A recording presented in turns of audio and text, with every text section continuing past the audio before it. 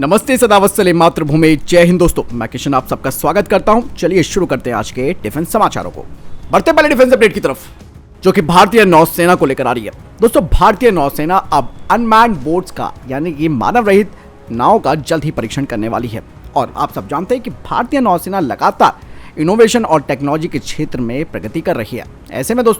ऐसे में अब भारतीय नौसेना अनमैन्ड बोट जैसे प्लेटफॉर्म पर काम कर रही है, जिसके लिए बाकायदा एक इंटीग्रेटेड अनमैन्ड रोड मैप भी तैयार किया गया है। और ऑब्वियसली बात है, इससे भारतीय नौसेना की क्षमताओं में वृद्धि होगी और साथ ही साथ भारतीय नौसेना की इस अनमैन्ड बोट को navy's weapons and electronic system engineering establishment और भारत इलेक्ट्रॉनिक्स यानी कि BL ने तैयार किया है। और ये 15 मीटर लंबी बोट होगी, जो कि कॉम्प्लेक्स समुद्री यातायात और चुनौतीपूर्ण समुद्री परिस्थितियों में नेविगेट करने में सक्षम होगी। इस ऑटोनोमस बोट का रणनीतिक लाभ भी मिलेगा। दरअसल ये जो मानव रहित नाव होती हैं, वो मैरीटाइम एप्लीकेशन के व्यापक स्पेक्ट्रम में अपार संभावनाएं रखती हैं और इनमें एडवांस सेंसर्स और निगरानी उपकरण लगे होते हैं, जिससे कि इनका इस्तेमाल टोही, निगरानी और माइन काउंटर मेजर्स ऑपरेशन के लिए भी किया जा सकता है। और इनका इस्तेमाल उन जोखिम वाले इलाकों में किया जा सकता है जहां पर इंसानों को क्षति पहुंच सकती है। बढ़ते नेक्स्ट अपडेट की तरफ। दोस्तों, भारतीय सेना ने एक महत्वपूर्ण रणनीतिक कदम उठाते हुए अमेरिका के द्वारा आपूर्ति की गई अतिरिक्त M777 155 mm 39 कैलिबर की टोड आर्टिलरी गन की खरीद को खारिज करने का निर्णय लिया है।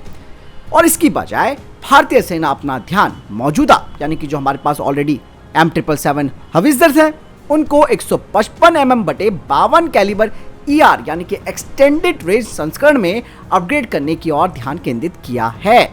और ये निर्णय दोस्तों भारत का चाइना के साथ बढ़ते हुए तनाव के बीच आया। M777 हवित्जर ने ऊंचाई वाले क्षेत्रों में अपनी उपयोगिता को साबित भी किया, जिससे ये भारतीय सेना के लिए एक महत्वपूर्ण संपत्ति बन गई है। हालांकि मौजूदा M777 को 155 बटे 52 कैलिबर ER वेरिएंट में अपग्रेड करने को एक अधिक लागत प्रभावी और स्थानीय रूप से टिकाऊ समाधान के रूप में देखा जा रहा है। और इस अपग्रेड से M777 हवित्जर की जो अधिकतम फायरिंग रेंज है, उसमें वृद्धि होगी, जिससे कि इसकी मारक क्षमता भी बढ़ जाएगी। वहीं दूसरी तरफ दोस्तों, कल्याणी स्ट्रैटेजिक सिस्टम लिमिटेड, जिन्होंने स्थानीय रूप से 155 mm बटे 52 कैलिबर अल्ट्रालाइट हवित्जर के भारतीय सेना के परीक्षणों ने एक बढ़िया परिणाम दिखाए हैं और इसे दोस्तों mounted artillery gun extended range यानी कि मार्क ER नाम भी दिया गया है। और ये 155 mm बटे 39 कैलिबर अल्ट्रालाइट हवित्जर का उन्नत संस्करण है, जिसे माउंटेन आर्टिलरी गन के रूप में जाना जाता है। और मार्क ER टोड और ट्रक माउंटेड दोनों वेरिएंट में आता है, जो कि एक बेहतर गतिशीलता के लिए जानी जाती है। चीन के साथ हालिया गतिरोध ने भारत की पूर्वी सीमा पर तोपखाने की क्षमताओं को बढ़ाने में एक महत्वपूर्ण भूमिका निभाई है। और मार्क ER के अलावा भारतीय सेना धनुष तोप के प्रदर्शन का भी मूल्यांकन कर रही है, जो पहले से ही चीन के साथ पूर्वी सीमा पर तैनात है। और इन स्वदेशी टोड गन ने अपना बेहतर प्रदर्शन भी दिखाया। और इसके अतिरिक्त दोस्तों, आप सब जानते हैं कि भारतीय सेना की 2024 तक 300 अटैक्स यानी कि advanced towed artillery gun system को खरीदने की योजना भी है। यानी कि मार्क ER, धनुष गन और ATAGS का संयोजन भारतीय सेना को एक दुर्जय तोपखाना बल प्रदान करेगा, जो कि चीन के साथ सीमा पर संभावित खतरों का मुकाबला करने में सक्षम होंगे। और आपको बता दें कि मार्क ER के परीक्षण पूरे होने के बाद भारतीय सेना इसकी 500 यूनिटों की खरीद करने का विचार कर रही है।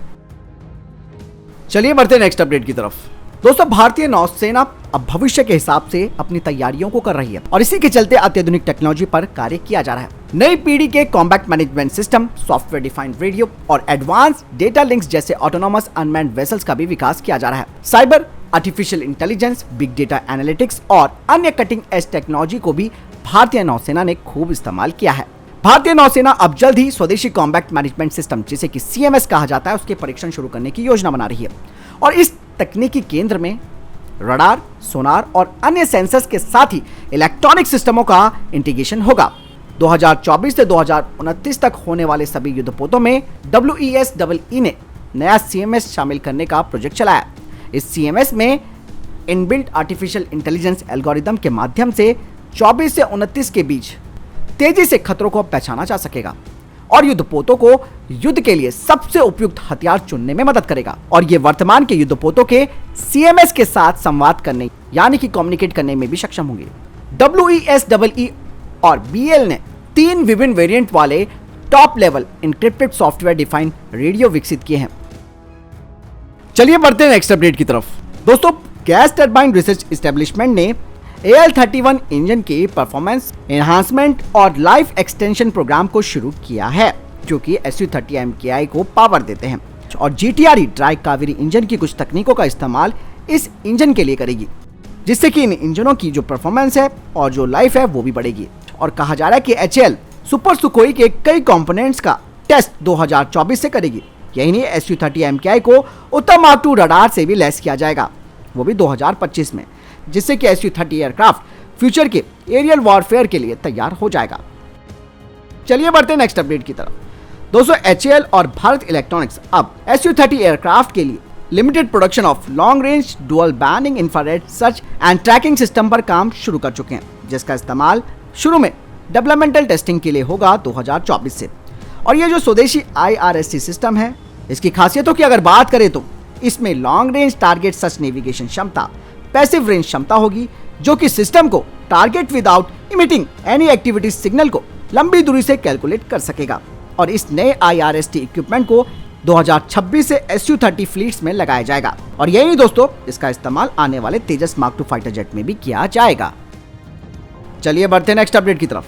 दोस्तों, अल्फा डिजाइन टेक्नोलॉजी लिमिटेड ने घोषणा की है कि उन्होंने एक ऑर्डर साइन किया है, जिसके तहत 400 यानी कि 400 स्वदेशी रूप से बने सॉफ्टवेयर डिफाइंड रेडियोस को वो भारतीय सेना के मेन बैटल्स टैंक्स के लिए सप्लाई करेगी, जिनका इस्तेमाल इस वक्त फॉरवर्ड एरिया में हो रहा है।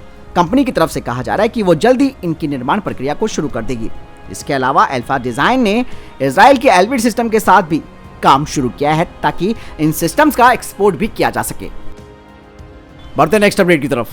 दोस्तों, कहा जा रहा है कि NSA Ajit Doval BRICS NSA बैठक के मौके पर चीन के राजनयिक यांग जेची के साथ मुलाकात करेंगे और इस दौरान NSA अजीत डोभाल अपने चीनी समकक्ष के साथ द्विपक्षीय बैठक करेंगे। भारतीय NSA और चीनी राजनीति के बीच ये बैठक काफी प्रमुख है, खासकर कि मई 2020 में पूर्वी लद्दाख में चीन की आक्रामकता को देखते हुए।